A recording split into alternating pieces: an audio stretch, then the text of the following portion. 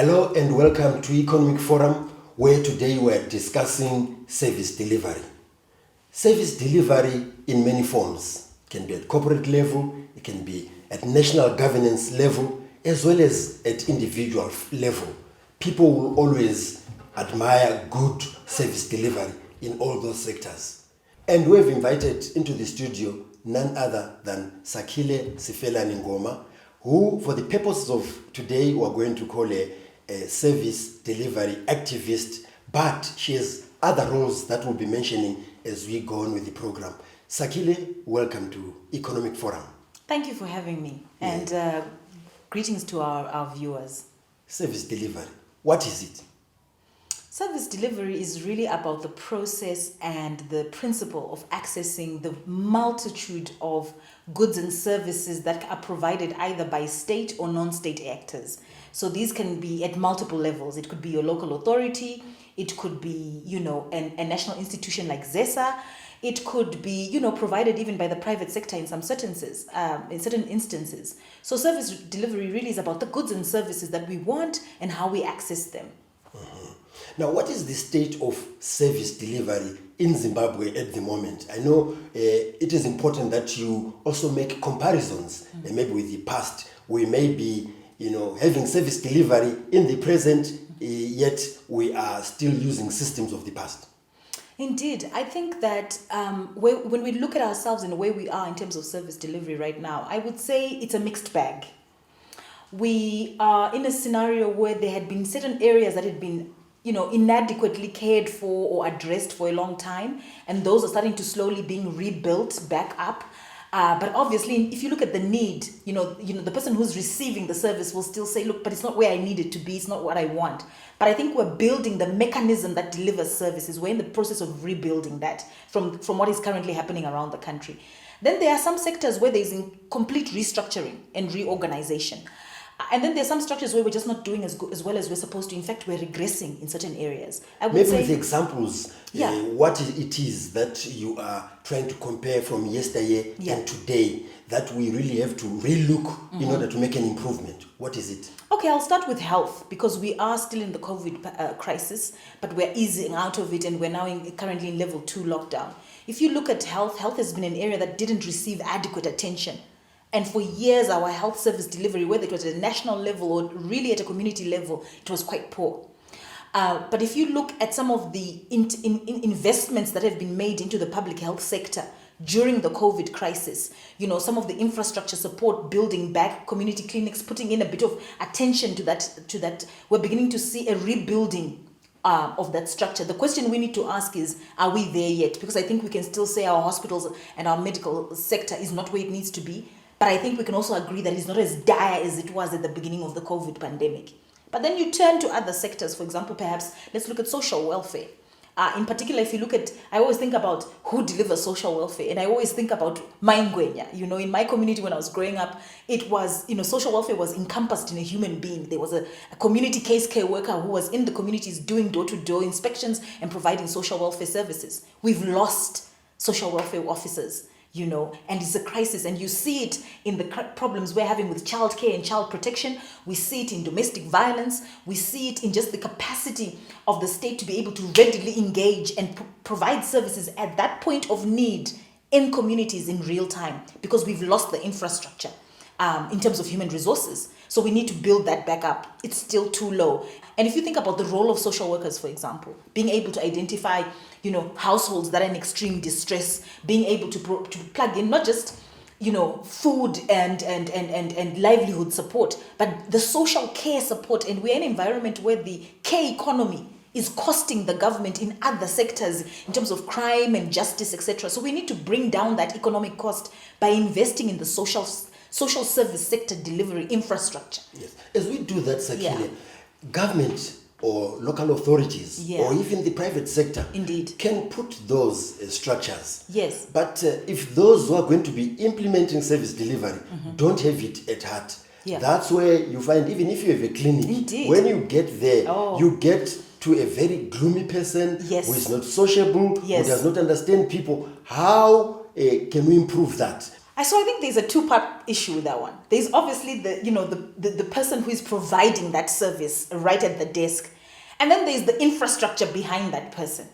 And I think we are all talking about this is a crisis we're having around wages, etc. Because if you raise the issue to say, like you're rightly saying, a gloomy person at the point of service, who feels either they are overworked because they are too few on that station, or they feel that they're not adequately remunerated, or there are other issues regarding conditions of service. It really does bring to highlight, the issues of what are the conditions of service that we're able to provide the multiple types of people who deliver services, right?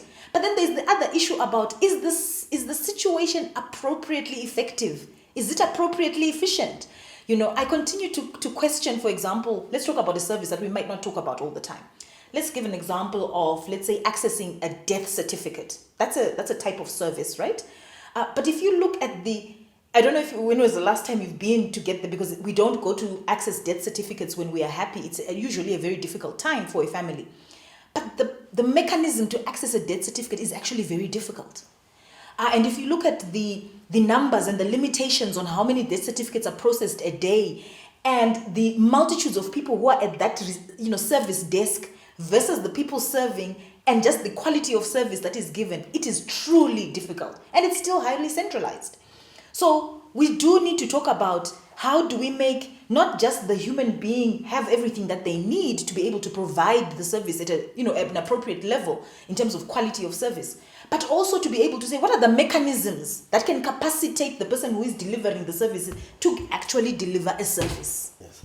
Sakile, I think one thing that you also have to stress on as we leave this segment is what is it that we have to take into our professions? Mm-hmm. Because at a hospital where you have about 4 or 5 nurses, mm-hmm. one of them will be singled out as being humane in their approach. Yes. Whether there are no salaries or conditions of service are not up to scratch, but they will always give that priority to those who are seeking those services. I think that's another area that is missed. I agree. How do you deal with that as activists? I actually want to say 2 things. I want to say there's the issue of being professionalism. What are the levels of professionalism that we have?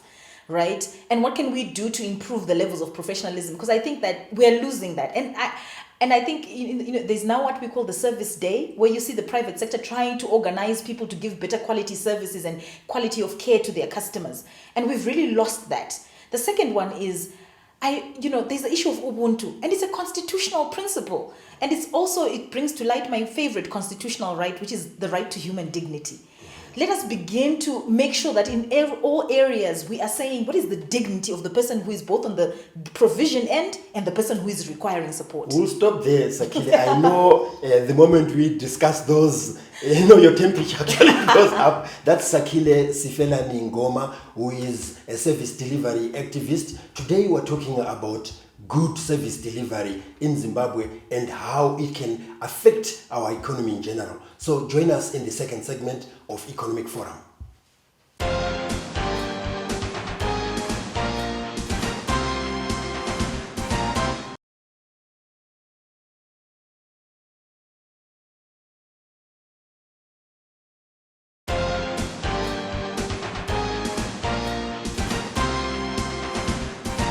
Welcome to the second segment of Economic Forum, where we are discussing service delivery. If you'd like to get in touch with us on this program, the numbers are flashing on your screens. You may do so. But today, as we're discussing service delivery, we've invited a service delivery activist, Sakile Sifelani-Ngoma. You were talking about Ubuntu Uhunu. Mm-hmm. It begins at home. Indeed.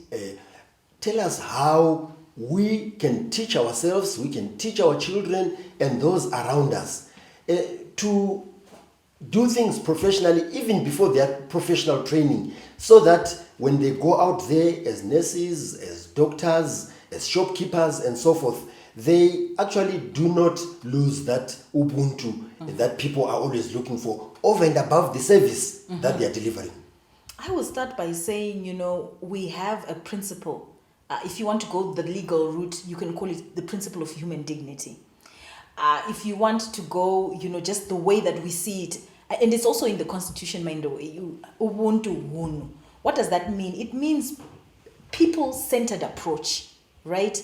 We are prioritizing and respecting at the highest level that, this is a person, this is a human being. And the reason why I love it as a human right is I love it because it is a feeling. You can't describe wunu to someone, but you know when it has gone. You know that I was treated in a way where so I really think it's important for us to say, even in the home, when we are teaching each other how to treat each other with respect and how to be able to care and love for one another, to do so because we are people first. Because then that helps us to be able to say our systems, the systems we have, whether they are service delivery systems or whatever, are they actually people-centered systems? And what is the treatment and the feeling that someone gets when they walk out of there? And it shouldn't be anchored on, for example, money, to say, no, we treat people well because we want them to give us more money. Or they are politicians. They are well-known Or they are well-known. They're socialites. Right. Let's start by saying we want to provide a service because people are people, and then we go from there. And I think that is a critical guiding framework, but also an ethos for living. Mm-hmm. Yeah. Now, as WIPSU, you Yes. also carry out those programs. You actually train those who would like to get into political spaces as councillors or MPs. Just take us through some of the things that you teach them or you train them so that there is good service delivery, and we can attract investors and other people into the country as Zimbabwe. Indeed. So one of the things we do at Women in Politics Support Unit, WIPSU, is that we actually focus on the effectiveness and the efficiency of leadership. Are you an effective leader? Are you an efficient leader? And most importantly, does your leadership translate to gains for other women and for other people? Because if you are a leader who only delivers gains for just yourself or your small community, we're not getting to the transformational leadership that we want. So that's really what we talk about, to say, what are the policies that we are adopting? How can we make it women-centered? And I like to say women-centered because currently in our country, if you're talking about service delivery, who are you providing these services for? If you look at the population trend that we've had in Zimbabwe, the average Zimbabwean currently is 19 years old and is female. So they're not 35 years old and male. They're not 28 years old and a woman. They are 19 years old and female. And I always ask myself to say, as a measurement, how effective and efficient is the service delivery for your average 19-year-old girl? And are we there? We are not there. Why? Well, look, let's just take transport, for example. You are 19 years old and you are female. You have to be home before the sun is dark. That is the socio-economic cultural norm that we have. Whether it's right or wrong, that's not for me to debate today. But the issue is you can't actually move and adhere to those, timetables that you have at a social or cultural level. And that brings you to increased risk. Look at the current risks that women are facing on the public transport system that we've had that has been restructured during COVID. It's very problematic. So, if we begin to say, let's put the people in the middle and beginning to design and deliver the services in a way that has actually put the service in the middle, not the provider at the center. Picture Sifelani-Ngoma, an investor coming to Zimbabwe, wanting to invest and looking at the general service delivery, both at governance, at local governance, as well as at individual level. What picture do you see Sakile seeing? I see a mixed bag. I think that, if I'm an investor, can I change the type of investor that I am? Yeah. I hope that I'm an investor who is not coming to Zimbabwe just for that which is under our soil, right? Let's look at this investor who is someone who's coming to do value addition and is not extracting. I would like to be able to find strong local authorities with the capacity to connect to the communities, which means I need to be able to access, your behind the scenes, infrastructure, your roads, your communication, your electricity, your etc. But I also need soft services from the local authority. And I think this is where we begin to see that in terms of the quality of soft services that a local authority can provide, we're not yet where we are in terms of quality service benchmarking. And also I think we have a challenge because I think central government is increasingly encroaching on the role of local authorities. So you find a lot more central players are actually the ones who are doing the service delivery at a local level. And that creates challenges because you put local authorities in the front line, but you need to back them up They need to be backed up a lot more stronger. Is that to do with efficiency and effectiveness? Yes, it's got to do with efficiency and effectiveness. We don't have an adequately effective and efficient system. And that's costing us money, because if I get there, all I get is the sense of this is not working. And if it's not working, I increasingly get frustrated, and I might not invest at I will continue to invest, but not at the speed or the intensity I intended to invest in. And that creates problems in terms of quality of investment that we want, right? The second thing that I think is important is about the bigger level, the national level service delivery framework. Do I have the ability not only to be able to put in my investment, but to sustain me during that time? Okay. Well, we're going to stop there, and we'll meet again in the third and final segment of Economic Forum, where today we are with Sifelani-Ngoma, who is a service delivery expert.